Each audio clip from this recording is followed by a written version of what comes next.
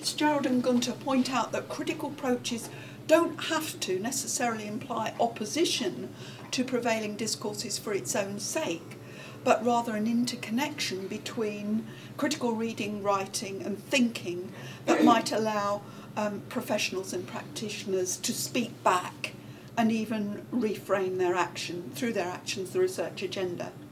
Some forms of critical policy scholarship allow new scholars, including doctoral candidates, not only to understand, and I quote Gunter and Rayner, the game in play better, but to subsequently generate new places where the game can be played differently. And so to the dark side of leadership.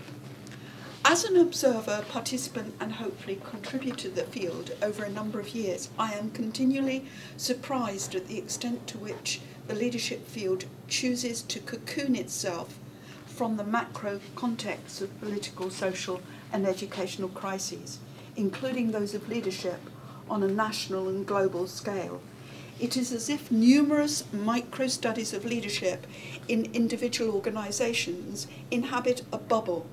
that is disconnected from, at the macro level, a growing cultural disrespect of leaders that has moved beyond the kind of healthy scepticism one might expect in a democracy to a more absolute and swingeing distrust of what leaders say and do in eras of national and global crises. And at the micro level,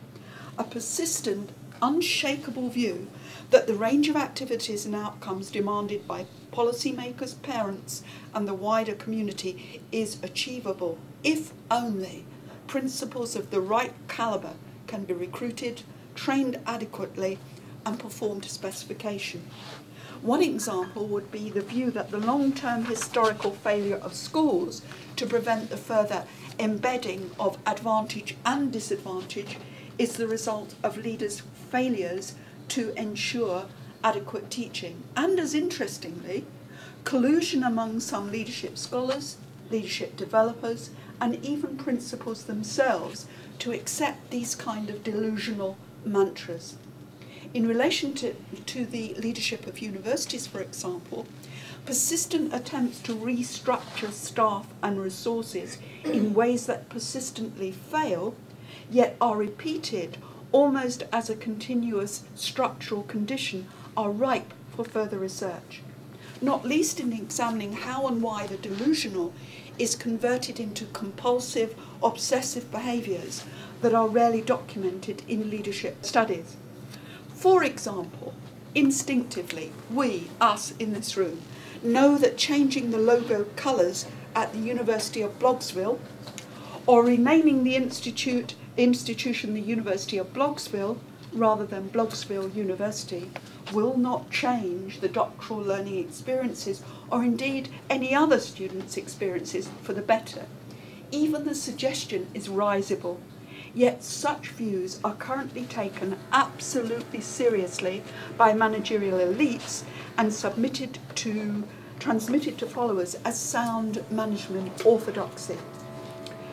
Recently, Jackie Lumbey and Fen English contend that it's the systems in which both large and small-scale organisations and their leaders operate which induce what they describe as pathological behaviour akin metaphorically to a kind of lunacy. This is not to deny that many writers in the field have written extensively on the importance of ethical and moral leadership, nor that principals and leaders have been subject to almost relentless pressures of accountability that, when resisted, can result in the kind of principle baiting that Peter Gron describes as a blood sport. Rather, it is to contend that victimisation is not the entire story about leadership knowledge and action, and that disingenuity needs to be opened up for critical scrutiny. Lumbey and English then also remind us that it's not only policymakers and takers, including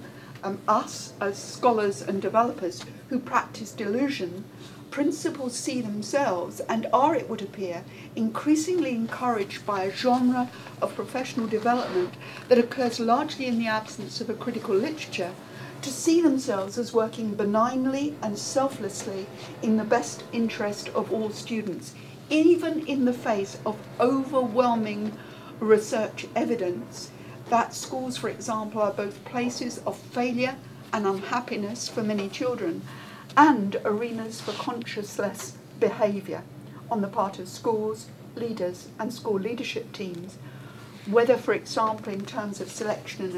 admissions policies, for example, or withholding for institutional benefit full information about students' post-compulsory education and training choices, evidence which emerged in the work that I did with Stephen Gorard, Jackie Lumbey and Brookes back in 2009. So it seems that in competitive systems, Ball is right to focus in particular on what it seems necessary for leaders to become, and meanwhile leadership development courses continue to focus, as indeed do some leadership scholars, on how leaders need to cope with such activities emotionally. We now have an emotional intelligence industry, more than to resist them. Very few scholars have gone as far as considering the forms of passive evil constituted in some many forms of EA, and Samier is of course an exception. She writes, viewing the world of educational administration through such a lens, she argues, emphasises the failure to respond to the everyday cruelties and moral lapses within the ranks of administration. Her stark analysis not only stands in stark contrast to other readings of ethical leadership, but a deep reading would, in my view, allow EA students to engage much more deeply in the ways in which moral agency might be claimed back by those working and studying in the field. And arguably, it will also chime more readily with real experience. Having experienced bullying myself, and also having followed leaders with symptoms of psychological disturbance in my own career, the potential effect might be at once cathartic and educational, as well as opening up a wider source of literary engagement to scholars and students. Elsewhere, Jane, the Antipodean, Jane Wilkinson, is concerned less about the goodness or otherwise of current leadership studies, but rather more about the ethical, practical and socially unjust consequences that continue to flow from white, Anglo-Celtic, middle-class, male assumptions still mainly dominating the field. So on to methodological stagnation and reductivism. Writing in 2005, Stephen Gorard noted the centrality of the field of education, leadership and management for the government policies of school improvement. Used as a standard explanation for differential school effects, Gorard goes on to question the education management research field in terms, these are his words, not mine, of the uniformity of the methods used, mainly small-scale qualitative work, with, he argues, little transparency and no comparison groups.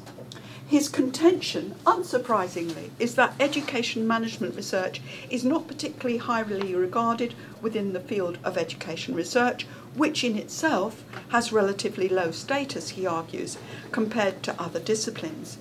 He cites education leadership journals as being disproportionately represented